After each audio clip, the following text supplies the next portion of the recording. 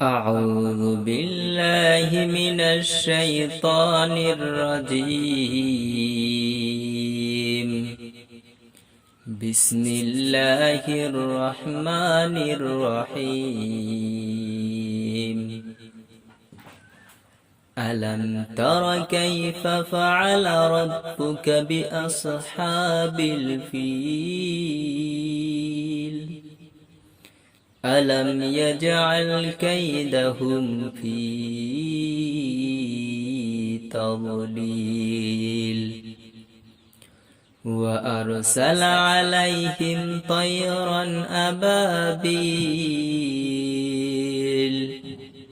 ترميهم بحجارة من سجيل